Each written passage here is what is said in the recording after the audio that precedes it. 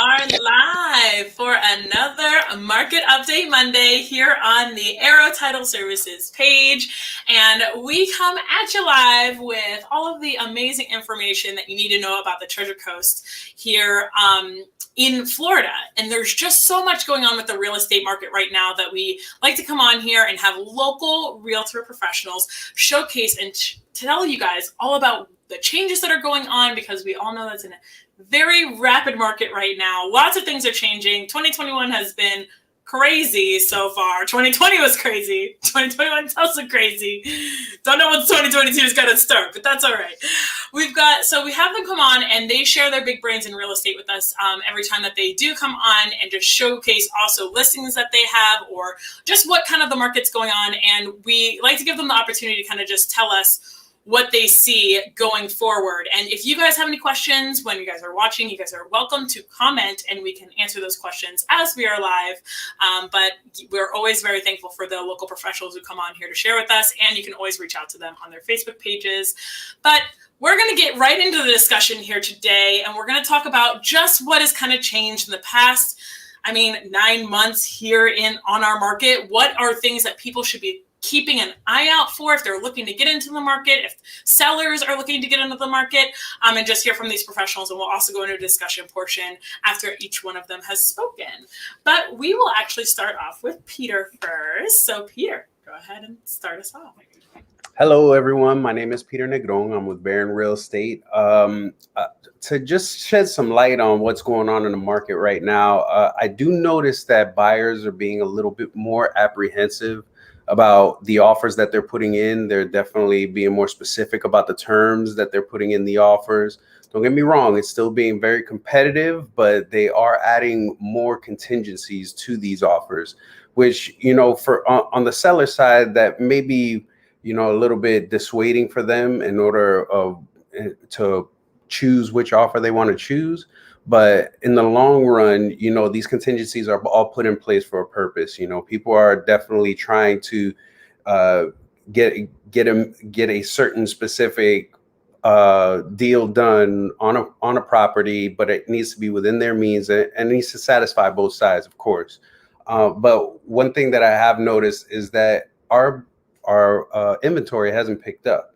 So that also adds a little caveat to it. It's still a seller's market, but I definitely have seen that there's a lot more buyers out there being competitive with the terms that they're choosing in order to move forward with.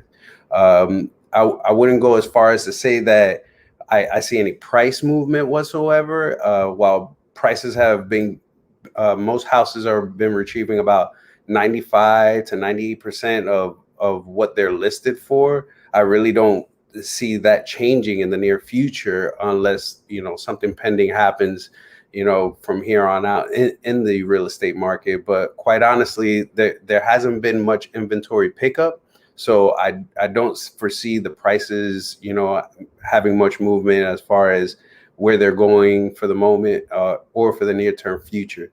So it has been very competitive, especially for people that are financing offers. You definitely want to protect yourself, but at the same time, you want to stay as competitive as possible. So the best way to do that is definitely to consult with your real estate professional. They're going to be the ones that can tell you what terms to put in the contract to make the contract competitive, but still protect you. So that's something that you have the ability to lean back on. But I have noticed that the market is kind of stalling where it is right now. Prices haven't been moving on resales too much, but I have noticed that the new inventory of construction homes has been changing in price quite drastically for the past couple of months. It's been steadily going up little by little. So if you want all those, beautiful things in your house, those marble backsplashes and all that other stuff, yeah, that's great, but you're definitely going to be paying a premium at this time in the market. The availability for houses is probably not going to get satisfied in the near term future either. So I'm really anxious to see what the market has in store for us. we are all staying busy on the real estate side. That's for one thing. So I haven't seen anybody saying, oh, you know what, I don't have it. I don't have anybody coming in. I don't have any new prospective clients. The clients are coming. The buyers are here. It's just a matter of what they're waiting to see. And that's what I really feel is going on, is that there's a lot of people that are waiting to see what the market is going to do rather than either jump in or purchase at this point in time. But yeah, that's definitely sums up basically what I'm noticing in the market right now. Yeah, absolutely, Peter. What great insight on as to just kind of what's going on from the buyer's perspective and kind of what those fluctuating things are looking like. I mean, everybody's idea is on, or everybody's focus is on the price right now. And especially locals think that like the prices are going so crazy and they think that there's going to be a change. And, really the interest rates are still very low. There's a lot of things that are playing into it. And that's why it's so important to have the perspective of professionals like you guys, because of those aspects. There's so many pieces that go into what's making our market what it is right now, and just giving people that informed decision of how to move forward and what to expect, those expectations. So great insight, and I'll pass it along to Demitri, and Demitri can go ahead and tell us a little bit more about what he thinks, and we'll get into the discussion too a little bit later. And if you guys are watching live, please feel free to pop in your questions and we can get to them in the discussion portion. So go ahead, Demitri, take it away. Okay, so I'm Demitri with the Demitri team. And so a couple things I'd like to follow that up. When we're talking about people coming to us and we're going to put in clauses and everything else with these contracts to try to help someone actually get the house they want. Something important to remember, we're not lawyers. We're not allowed to do legal terminology. Basically, our contracts are fill in the blanks. We have these specialized addendums.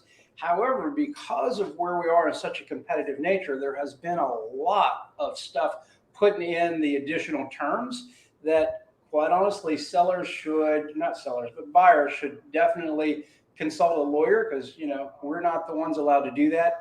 However, there is an important new addendum that the Florida Realtors Association created for us, which is called the escalation clause, which is what a lot of that communication and that additional terms is about. And we should use the escalation clause when we want to convey that, hey, we're offering you $300,000 for your $290,000 listed house, and we're willing to pay more than that by X amount of money as long as you get a contract. There's actually a great clause to use for that, and that's what we should be relying on. Something else that I'm seeing a lot, and I'm primarily, I've kind of transitioned from being the buyer's agent to being more a seller's agent. So the majority of my transactions over the past 4 or 5 months have been more on the selling side. And I will tell you, in contracts that I've gotten on the selling side, a good majority of them are financing. Every now and then, I get some nice all cash offers. But in something as far as a seller is concerned, price and time and how much money over appraisal they'll do and that, those are all nice things, but there's some very underlying pieces you need to be very cognizant about. First is, if there's financing on it, there's going to have to be an appraisal. Appraisers are two parts. They're overwhelmed, so they're taking a lot longer to get an appraisal back, which means there's more time than it's going to take for you to actually know, did you actually get your house sold or not? Because we don't know whether that person's going to actually be finalized, approved. And the second thing appraisers are finding out, the prices of houses are moving faster than the appraiser can keep up with, because appraisers use close, they use, what has already sold, and what has sold typically sold for a little less than what I'm trying to sell now, because it's a seller's market. I want more money, right? So it's a little more difficult for a house to actually appraise to that, and you just need to keep those in mind. I actually have a deal that the buyer, we gave them the opportunity to go ahead and get their financing, with the caveat that if a all cash offer came in, we had the right to cancel the contract. And after almost 20 days, a cash offer has come in. And believe it or not, I'm sitting on the 18th day right now, and an appraisal, while it has been ordered, an appraiser hasn't picked it up or committed to a time when they're going to actually appraise. So can you imagine, you've gone 18 days having your house under contract, and the person buying it their lender can't even get the appraiser out there to tell you whether they're actually going to close on the loan or not. So that's a little discouraging. One other thing that I'm seeing a lot of, there's a lot of homes coming back on the market.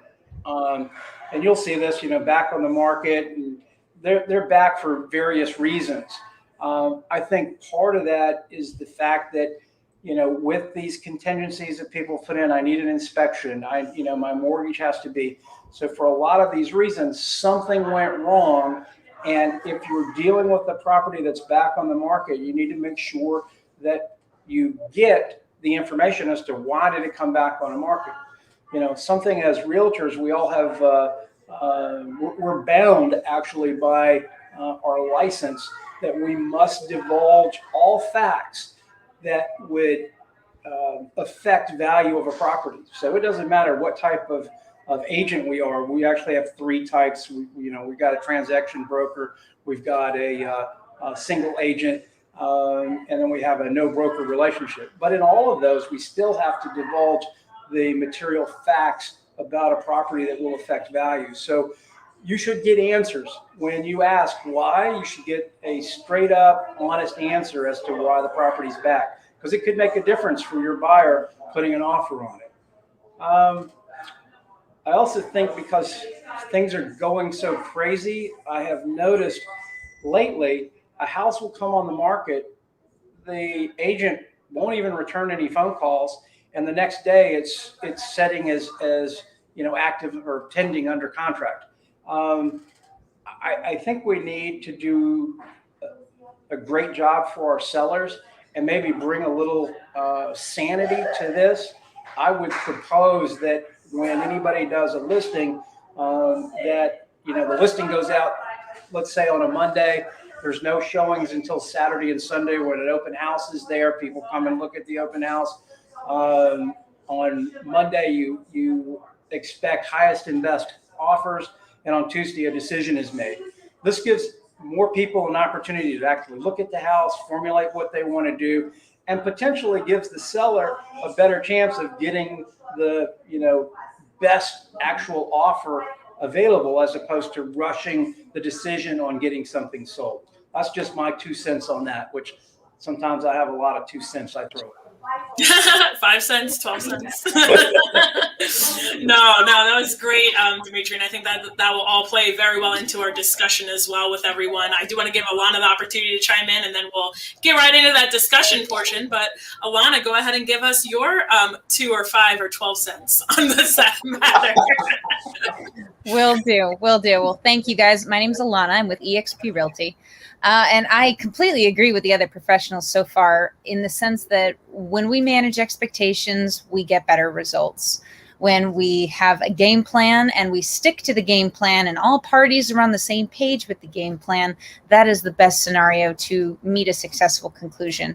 I personally, with my own listing that just went live today, I did exactly that strategy. I built it out for a few days so that there's an opportunity to get 30 some odd people into the house to physically see it before we're even looking at offers. We're not talking about them. We're not looking at them. We're not considering them until the time that I put in the MLS. And that's specifically to make it possible to get the best offer in the least amount of time for these clients. And I think that there's an awful lot of misinformation out there in the market right now, but Peter hit the nail on the head. Our inventory is not going up. It's not going down, but it's not going up either. Our prices are somewhat, I don't want to say stagnating, but they are plateauing. I'm not seeing the creeping rises anymore. I am seeing the appraisal delays causing significant issues and bringing a lot of properties back to the market. And, sometimes, unfortunately, the buying team just, they're not on the same page. And, I think a lot of agents, when you've been in the job long enough, you find yourself in that position where you have a game plan, you've got it all laid out, and somebody blindsides you. And unfortunately, in those scenarios, what I can tell the agents who might be watching this, please honor and respect the other professionals involved. Be proactive. Immediately tell them that you've had to make a hard pivot. Your team isn't on the same page. You're backing off, so that they have the opportunity to do right by their clients too. We can't control our clients, but we can manage expectations and we can communicate effectively.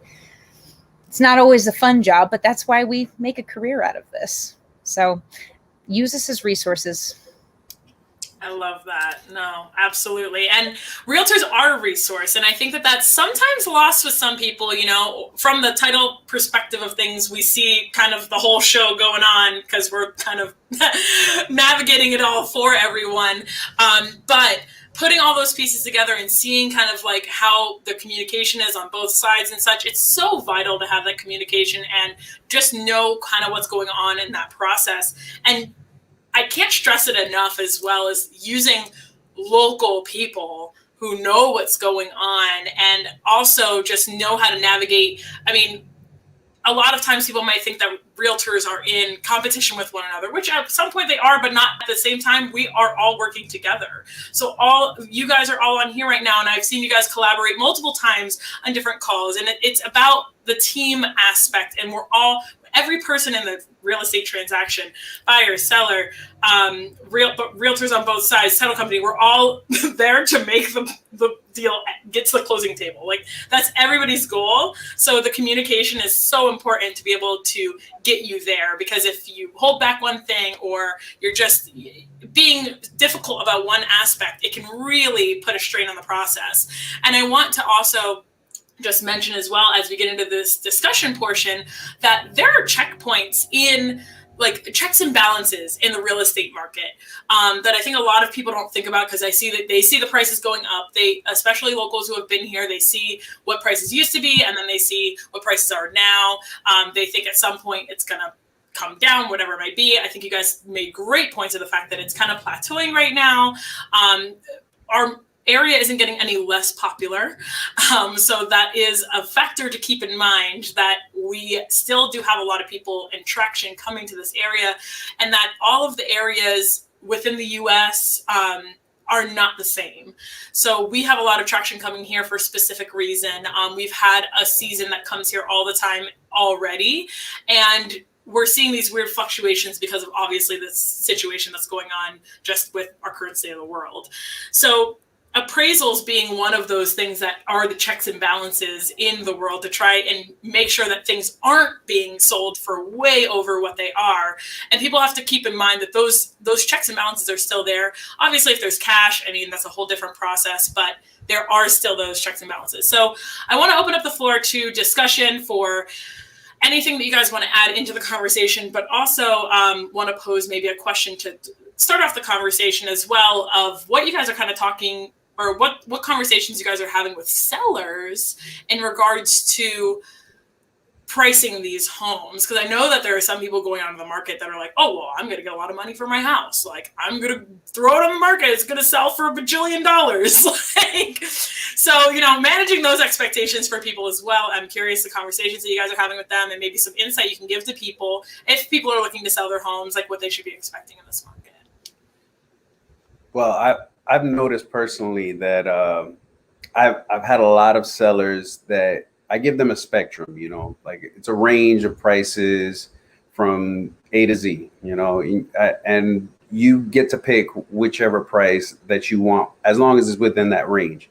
I've been noticing more often than not that sellers are going to the very edge of that range. So, you know, I try to, as best as I can, explain to them how the market ebbs and flows. And, you know, we could put your house on the market today, and today might be the day that the market changes. You know, it may be yielding higher prices, but then again, it may be yielding lower prices. It's really out of our hands. It's just our job to make sure that we're managing the transaction properly, and we're watching the market and making sure that we're keeping our expectations within what the market is giving us. So another thing that I've noticed more often than not with selling these properties is that, like was said earlier, when houses are coming back on the market, whether they're coming back on 3, 4, 5, 6 times, whatever the case may be, the contract that is chosen is usually around the same price every time.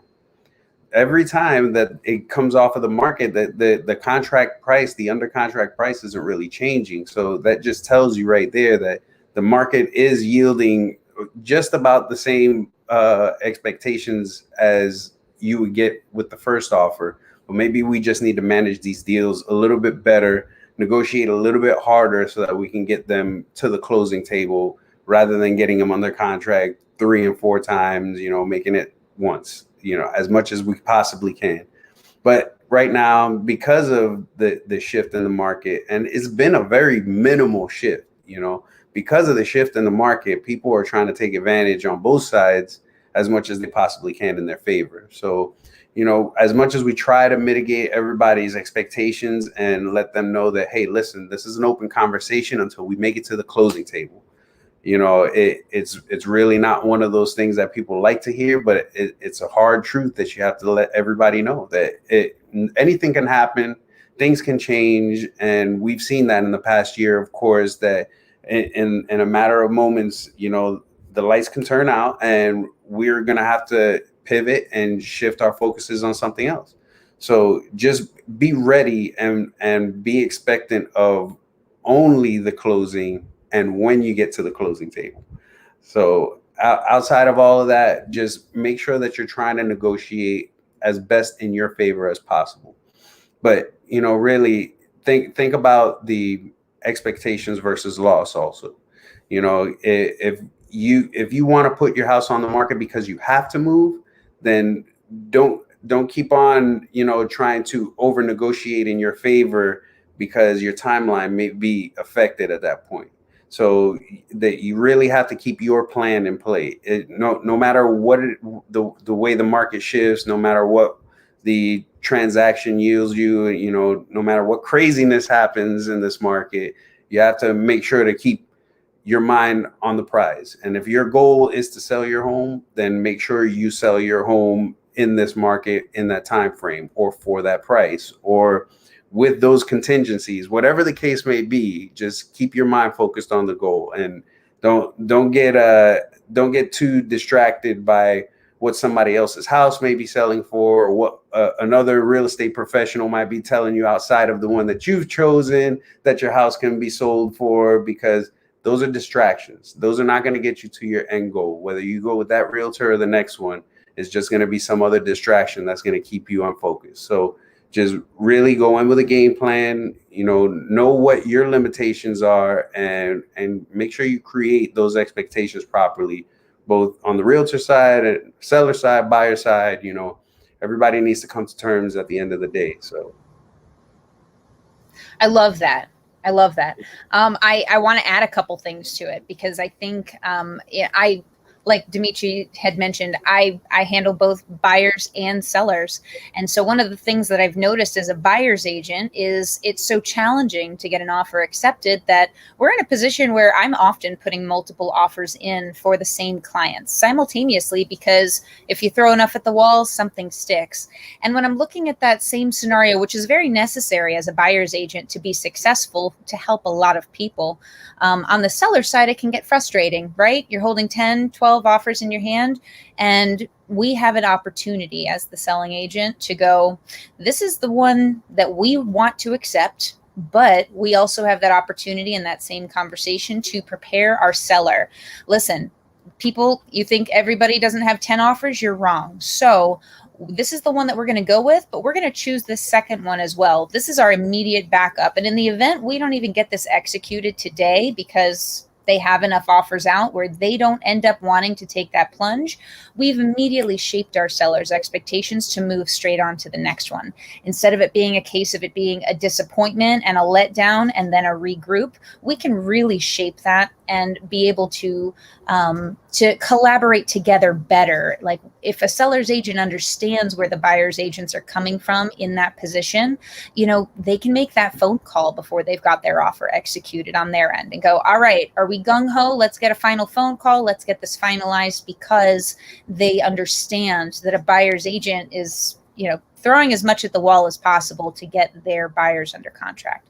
So it sucks to be on both sides of that, but I find that when you work both types of clients, it gives you a well-rounded understanding of how you can really work together to make sure that you're plugging all the holes, and that you're covering all the bases because this is an easy market to get disheartened, disillusioned, frustrated, mistrustful. Unfortunately, a lot of that falls on the backs of FHA buyers right now. I've noticed that they're having an incredibly challenging time, and their money's just as good as anybody else's. But with them having to work as hard as they are, just getting something under contract, it means that extra conversations need to be had to make sure, all right, we're actually ready to move forward. Everybody's on the same page. Let's go. Let's get executed. Oh, I know. Yeah, absolutely. Yeah, and you're right. The FHA and VA people are really having a tough time getting deals under contract because just the connotation. Like you said, their money's just as good as everybody else's, but that's not what the public hears or thinks about it. They think, oh, it's going to cost me more if I accept a VA loan or an FHA loan, and that's just really not true. That doesn't have to be that way. Well, and my own deal that I'm working right now, I specifically have it set up to not be accepting FHA or VA because knowing this property, I know that it won't meet those 4-point expectations. It's not the right fit. And I think that's different than the mentality that I'm facing a lot as a buyer's agent, where it's, well, I don't really think my client even needs to worry about FHA. There's so many conventional and cash buyers. Why should they even bother entertaining those? And I feel like we're doing a disservice when we're representing sellers with that mindset. I don't think it's right. Absolutely. I want to shift gears just a hair on this, and the fact that a lot of the conversation that I have with sellers, they want to sell their house. We're trying to pick up a price. What do you want to sell it for? What's your time frame? What are the things that we might have to do to it? But just as important is, hey, where are you going? If you're going to sell your house, where are you ending up? Because you're just going to, if you don't already have a set place, like this is a second house, you're already going to another place, well, you're going to be the same frustrated buyer as the ones coming to buy your house is what's going to happen. So I always have that conversation as to where you're going. Have you already talked to your mortgage broker? Because it sure would suck to sell your house to find out you can't qualify for a mortgage. So those are all possibilities. So that's one of the things that I think any seller needs to keep in mind. They need to, before they sell their house, have that, where are they going and landing, and how are they going to accomplish that game plan in place and solid. So, that's something I definitely throw out. Absolutely. And I think that it's really important for people to understand that there's a lot of hoopla, I guess, out there.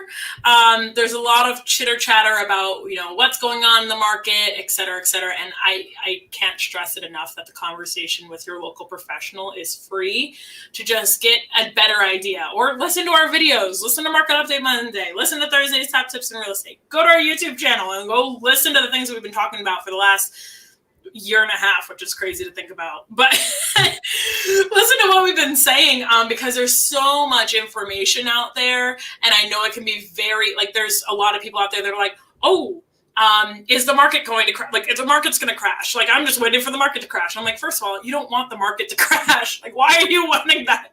Why are you begging for the market to crash? First and foremost, but second of all, that's not what we're seeing, based off of the experience of people who have been in this for years. We're in this every single day too. And there are certain signs that produce what's going on. And I think a lot of people only have the knowledge of what happened in 2007, 2008. And they're like, oh, that, history repeats itself. It must be it again. No, that was completely different circumstances. And, now we're in this pandemic that's been, going on for a very long time now.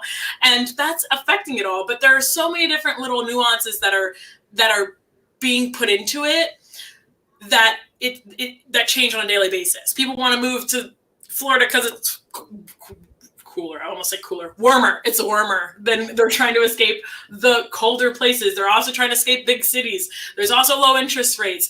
People have jobs. The people who are buying houses right now, they haven't been unemployed for the last year and a half. They've had a job. So these people are making money. There's so many different aspects. And so it's really curious when I talk to people who are outside of the real estate industry. I obviously talk to a lot of people who are in the industry, but when I'm outside of that mindset and I'm talking to someone and then they tell me their thoughts and I'm like, where'd you get that from? I'm a little curious. Yeah. Go ahead, Peter. It's hard because, you know, there's a lot of misinformation out there. You know, let's just say, let's just say, for instance, the market does exactly what everybody thinks that they want it to do. The money is going to be harder to get, is the interest rates are going to be much higher. Everything is going to cost more. So not just the home, the food, the gas, the clothes, the cars, everything is going to cost more if the market crashes. What makes you think that you're going to have the available funds at that time? What makes you think that?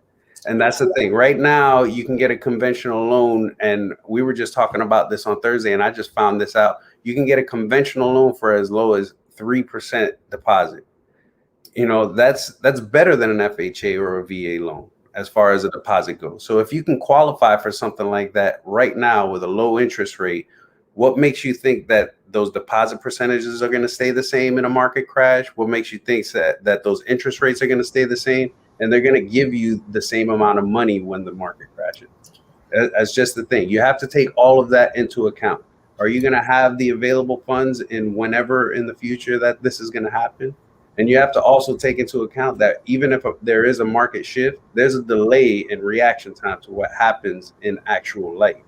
So the market shift might happen today and nothing might happen for the next year, 2 years in pricing. And now you just waited yourself out, you know, and you spent that whole time paying rent in a place that you don't love. So that it's really up to you and up to your situation, but you have to look at it for what it is. You can't just think that you're going to have the same opportunities as everybody else in a market crash. So please be mindful of what's going on in your life now. And if you have the opportunity to do it, you have the ability to do it, you should definitely get yourself into a house and start building up equity rather than paying off somebody else's bills. And how many people have said, like, oh, I wish I bought a house 2 years ago? Like, and I also want to bring up what I explain to people too, is that, like, think about, okay, interest rates are like 3, no more than 4% right now, right?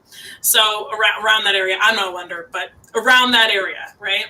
So you buy a house for $250,000 and you get it for, let's say, 4% interest on the worst side, right? Rather than if you get a house at $230,000, yet you're paying a 6% or a 7% interest rate. Like, those rates, I'd rather pay more for the actual value of my house and pay less to the bank in interest than pay more to the bank and pay less for that. Doesn't make any sense. It just and people don't realize that the number for the mortgage payment isn't the same. Your second scenario, where your sale price is lower but your interest rate is higher, your mortgage payment is still higher. It's not the same. You're not comparing apples to apples. You're comparing an apple to an orange, and it doesn't make sense, which is why we don't take real estate advice from family members, children, parents, neighbors, strays, people you meet at the gas station. Dogs. Dogs. Talk to professionals. Get their feedback when you have concerns or when you have misgivings or when you want estimates on things. All of this is information that we can give, but we have to be working with people who know their questions and they're decisive. Once they make their decision, they're sticking with it, because those are the only people who are succeeding right now in this market. Absolutely. Yeah, you know, it's great. I'm glad, Alannah, that you brought it up about the fact that if you pay less but more in interest, how that payment is actually higher, because that's very true. You know, a lot of times people don't realize that. And, you know, should our market crash, exactly like Peter said, hey, your interest rates are going to be way up and the availability of money is probably going to be a lot less and more expensive for what is available. So you have to look at it from today's terms and saying, okay, my income says that I can comfortably live with my housing cost being X. And if you put that in perspective, it doesn't really matter where things are today. Money is the cheapest. In my lifetime, I'm 65 years old. And in my lifetime, money has never been this cheap. When I bought my first house, I paid 17% interest. Way back in 1980, I paid 17% interest. My parents paid 21% interest. Now they paid $17,000 for their house, but they paid 17 in interest. You know, so we really are seeing the cost of money because, you know, as the cheapest. And this is the time for people to, you know, if you have the ability, you want to move, you want to get something, this is the time to jump in, because that cost of money isn't going to get any cheaper. And if the market were to go down, if house values were to go down, what you are really doing is you are protecting yourself. To think of it as rent control. You are protecting yourself on what your monthly housing expense is. Because believe me, if you're renting right now and the market crashes, you are going to be in for a surprise, because landlords are going to say, everything's costing up. I don't really care. You're going to pay me more. And they're going to jack the rates up. You're going to start paying $100, $200, $300, $500 more a month when you go to renewals, because that's just what happens when things crash. Rentals become much more expensive to rent. So now's the time. Jump in. Yeah, absolutely. Wow. Great insight, as always, from all of you guys. So thank you guys so much for chiming into that. And if you guys are just tuning in now, make sure that you guys rewatch our discussion right there, and then about what we were talking about with what's going on in the market, all the different things to keep an eye out about, and just some tips and tricks about what's actually going on. If you have any questions further, you can always reach out to the local professionals who are on this page. You can always leave a comment and we will get back to you. But we are going to move on to the second portion of this, which is each of the amazing realtors on here are going to showcase either a listing that they have, or talk about kind of what they're dealing with when it comes to their specific listings, and we'll go from there. So we'll also start off with Peter again. So Peter, go ahead and tell us, what are you seeing out there? How's the market going for you? Right now, I've been really interested in land. I do have a land listing coming up in Torino here shortly. I don't want to speak too much on it because I don't have it under contract just yet, but it's coming soon. But I've noticed that the land prices are not changing. If anything, they're just getting higher. And I'm not sure that people are actually planning on putting that land back on the market, because a lot of this land that was purchased less than 3 years ago. So a lot of these people that purchased the land are planning on building on the land, or their developers planning on building on the land. So it's getting very aggressive in the land market. So if you are looking to purchase land, I would definitely start doing your research now and make sure you pick out something that you really do love, because you are going to be paying a premium on that land. Another thing that I've been noticing, and I'm just kind of riding on the coattails of Demitri right now, is the amount of time that listings are staying on the market compared to how many times they are going under contract. Me personally, I'm dealing with a very similar situation where, you know, I've been under contract several times with clients, and it's just because of hard negotiations. It's not that the property has been on the market for that long. It's been on the market for less than 30 days, but it's been under contract 4 times, and people are very interested in the property, but the negotiations are a little bit too aggressive for these particular sellers, and they're looking for something. So just keep in mind, everybody, you know, don't take this business personal. It's not one of those things where we're trying to personally go after, you know, a certain thing or a certain type of deal or a certain type of contingencies. We have just schooled our clients up to a certain extent, and they know what they're looking for. They know whether it's their price, or whether it's, you know, a moving time that they want to look for, or, you know, whether they're looking for a fast close, or whether they're looking for a family to move into the house so that they can make it their home. Whatever the case may be, we understand that, and we're looking out for that and looking out for the best interest of our clients. So please, you know, we try to negotiate it in favor of our clients, but we don't try to negotiate against the people across from the closing table, because like everybody said here, we're all in this together. We're trying to make our communities better. We're trying to make our market stronger. And if we don't fight for the best interests of our clients, then we'll be doing them a disservice. So everybody, please stay positive, and let's get these things sold. Love it. Thank you, Peter. And that's why it's so important to have an agent representing you. That's local. Awesome. Thanks, Peter. We're going to go to Demitri. Demitri, what do you have coming up in the market? What do you want to talk about? Any listings or anything like Yeah, so let's talk about a couple things. All my stuff's sold. You know, it's just goes so fast. It's sold. So, but one of the things I would like to talk about for people is that we're seeing. You know, I've been hit up as an agent by like 3 different companies that are offering rent to own. Basically, their concept is you find a property you want, they'll buy it.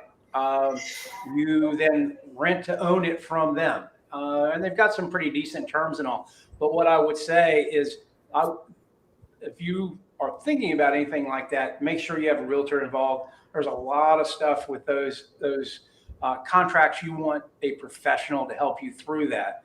I recently sold a house to Zillow, and I will tell you that going through the contract, and when I say going through the contract, not just the part for the negotiation part to get it under contract, but from the time of accepting contract to close, it was I lost some hair, is what I will tell you over that. It got postponed twice. It almost didn't close the day it was going to close. I really had to work extra hard to keep Zillow on task and to move forward. I'm glad that it did. But again, if you're a homeowner thinking that you're going to have an easy ride, just go sell your house to Zillow. Don't do it without a professional. It won't close and you're going to lose money. I will just tell you that flat out. I've gone through the experience. I know you need a realtor on your side to make sure that it gets done correctly. Absolutely. Great insight, Demitri. It's really important that, especially with nowadays where it's so easy to go on the internet and find exactly what you think you're looking for and get all the answers, it's really not as cut and dry as it sometimes makes it out to be. So it's really important to have those conversations with a human being, a local professional who can really showcase and tell you exactly what to expect with those aspects, because I think people think it's easier to go online sometimes because they can get so much information from it, and then it ends up just being a nightmare. I mean, we've seen it from our point of view and title, where we don't choose parties of each. If it's sent to us, then we see how things are working from the technical aspect and how information is actually being passed. And a lot of times when it comes through those online portals and such like that, it ends up being a lot of a headache for everyone. It's not easier, and that passes on to everybody, not just us, not just the consumer. So again, we're all in a team to make this all work, and local is really, really, I cannot stress it enough. Local is so important. But we'll go to Alannah. I know she has some news she wants to share, so I'm excited to hear from her. And go ahead, tell us what you got coming up. First things first, I just want to capitalize on the fact that both of the other professionals, in addition to you and I, Lucy, we're all saying the same thing. So everyone, please hear it loud and clear. People on your team that are able to be communicated with, that are able to be reached, that are able to collaborate and troubleshoot are key to successfully making it to the closing table. If you can't get a person on the phone before you're under contract, you're not going to be able to get a person on the phone during your contract, and that's a problem. Okay? So with that being said, I did want to throw out my new listing that just came up. It is just like Peter described. It is tailored to a specific buyer. We know who fits. We know who doesn't fit. Our job as a listing agent is to prepare them for those expectations and to also be proactive, making sure that the buyer's agents and buyers coming in know exactly what they're signing up to see, because some properties just aren't right for everybody. So with that, I'm going to bring out, if I can I share this, Lucy? Absolutely. Go ahead. Okay. I'm going to attempt this, guys. Don't mind me. Open system preferences. Apparently I need to allow this. Okay. So, all right. So here we go. We're going to draggy, droppy. Can you see this? No. Did you click share? I did. And then share screen. Hang on just a second.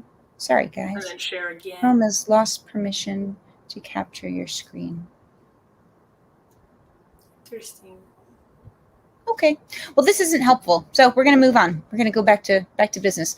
So anybody who's interested, you can go to my Facebook page. It has the MLS information. It has photos, and it leads you to all the information you need. A couple of key points that I think are really, really important when you're preparing your listing to attract the right buyers the first time and not have the frustration of being a revolving door for the wrong kinds of buyers. I like to do a few things. I've got a few tricks I'm going to throw out there today.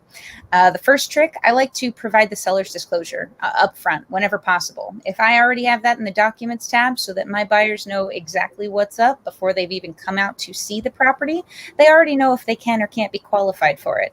And in this market, most buyers agents have the sense to go, listen, if we can't make it work based on what they're presenting for their as is, then this is not worth our time. We need to move on to the next one. Great house, not the right house for you. Another thing I'm noticing getting really great results with listings is when they're putting their title information in the MLS. Let me say it again for the people in the back. Put your information for your stuff in your MLS. Because that way, when they call you and you can't answer because you've got 100 other people calling you to schedule showings, they're still getting the data they need to put it on paper and be able to communicate with you a little later when you have a little more time as the listing agent. It's a benefit to everybody involved when you give as much information on the front end as possible. And when you have people coming in from out of your market area and they're going, I don't have access to your data, but I want to make a 2-hour drive to see your property, the least you can do on the front end as a listing agent, whether you've got a listing coordinator or a team or you're doing it on your own, it only takes a couple of minutes to put together a small package that has your public MLS form, your private MLS form, and your Flex MLS link, which, by the way, has your agent information on it. Why wouldn't you want to give that out? So put it together in a package that you can be ready to forward to any agent coming in from Lake Worth, from Melbourne, from Palm Bay, from wherever they're coming from to see your Martin or St. Lucie County property so that they can make the best decision if it's worth their 2-hour drive. Saves you time, saves them time, makes you look amazing because you're prepared. These are all things that we can do to serve our sellers best. Love it. Love it. Thank you, Alannah. Thank you, Demitri. Thank you, Peter, for all of your great issues. Oh, what? I said sorry about the tech issues, but I figured I'd throw something else out there. That's all right. I was trying to help you out and share my screen, and then mine was like going messed up too. That's all right. Hey, this is why we don't 100% trust technology. This is why we need humans. Right? We need humans.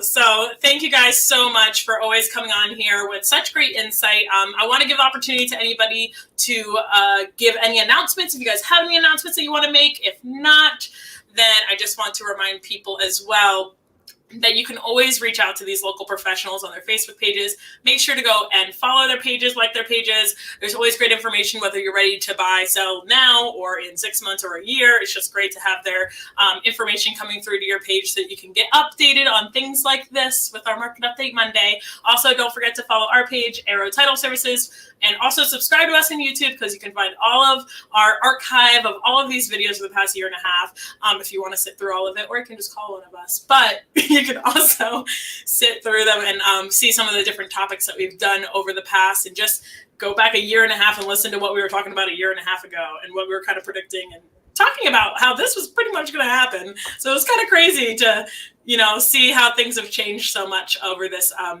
bit of time that we've been experiencing. So, and we always appreciate you guys tuning in and listening to us and getting a little bit more educated on real estate with us. So is there anybody who has any announcements that they'd like to share or no? No? Okay. No, thanks for having us. Thank Awesome. you so much, Lucy. Yeah.